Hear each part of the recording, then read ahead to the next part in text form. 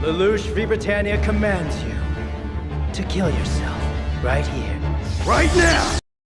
Code Geass is not only one of the most popular anime series, and why wouldn't it be? It features a gripping storyline, well-developed characters, and an almost perfect ending. But what truly makes the series captivating is how Lelouch constantly turns situations in his favor, or rather, how he makes the impossible possible. But how does Lelouch do it? To answer this question, the series actually gives us a perfect example in episode 4 of season 1, where it showcases just how smart Lelouch truly is with the orange strategy. Now, what is the orange strategy? Well, as the name suggests, it involves orange. Jokes aside, the strategy works to achieve multiple goals at once. One of the main goals was to save Suzaku, who was about to be executed for the murder of Clovis. To prevent that, Lelouch had to earn the Black Knight's trust, reveal to the world that he, not Suzaku, was Clovis' killer, introduce Zero publicly, and manipulate Jeremiah, all while ensuring not a single person died in the process. To gain the Black Knight's trust, Lelouch took them to a history museum to remind them of the war that led to Japan's downfall. He had them board the train, call Callan over to look out at the modern Britannian city built on the blood of the Japanese, and moments later pointed out the ruined, defeated Japanese district, destroyed by the Japanese themselves. He told her that he wanted them to see the destruction Britannia had caused. Through this, Lelouch motivated them. Basically, showed he understood their pain and built the foundation of their trust in him, not just to save Suzaku but to eventually become their official leader as well. With this, Lelouch is at least had a chance to prove himself as a miracle worker to the Black Knights. He predicted that Jeremiah would stop the execution upon seeing Clovis' car. Lelouch deduced that Jeremiah would try to hog the spotlight and make a stand, which he did exactly as predicted. The car, of course, was a fake created by Black Knights to mislead Britannia. Lelouch also knew that the execution was being broadcast live, giving him the perfect opportunity to publicly introduce Zero by claiming he was the one who killed Clovis.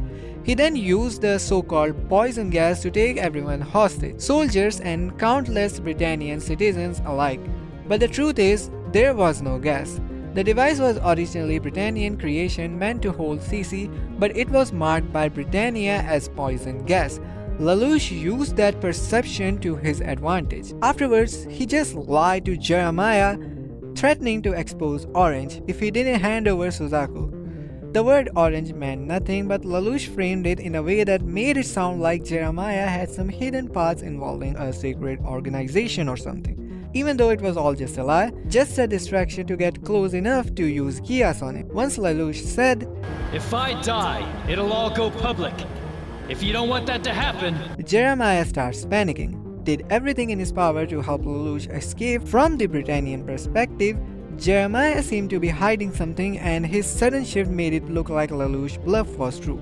Lelouch understood that Britannia was in a state of chaos after Clovis' death, and people were most likely to believe lies and bluffs. The creation and execution of the Orange strategy requires insane level of planning and prediction. Orange never existed, but Lelouch created a lie so believable, from the fake Clovis card to the fake gas, that he not only saved Suzaku without a single casualty, but also pulled off the impossible.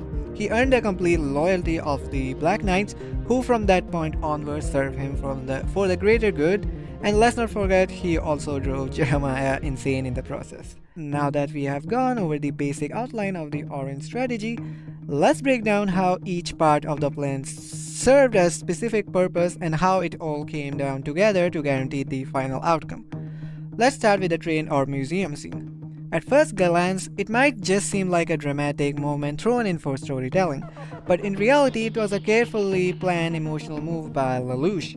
He used that scene to manipulate the Black Knights, reminding them of their painful history and why they started fighting in the first place.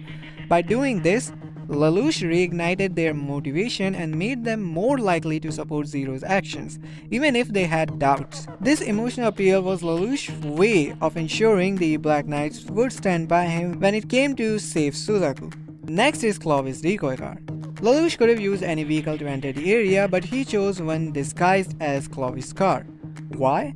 Because Clovis was believed to be dead. Using his car gave Lelouch a layer of protection, as a normal vehicle would have been attacked instantly. But a vehicle associated with a dead royal created hesitation and gave him the perfect opportunity to move unnoticed. Then it comes to the big public confession. Lelouch, as Zero, openly admits to murdering Clovis. This act serves two major purposes. First, it reveals Zero's identity and intentions to the world, shifting public perception. Second, and more importantly, it removes any suspicion from Suzaku. Even if Suzaku didn't want to ally with Zero after being rescued by him, which he eventually did, he'd still be safe from the execution, as Lelouch took the blame of the murder. Other things like the orange and poison gas are more straightforward. The use of orange helps Lelouch control the narrative using Jeremiah, and the poison gas acts as a smokescreen, literally, giving Lelouch another layer of protection during his escape. And that's it. That's the entire orange strategy of Lelouch. I hope you enjoyed this video and learned something from it. But yeah, this is the first time I'm doing something other than Death Note. So if you want more Lelouch analysis, drop a comment about what you want to see regarding Lelouch. And yeah, that's it for today, and as usual, I'll see you in the next one.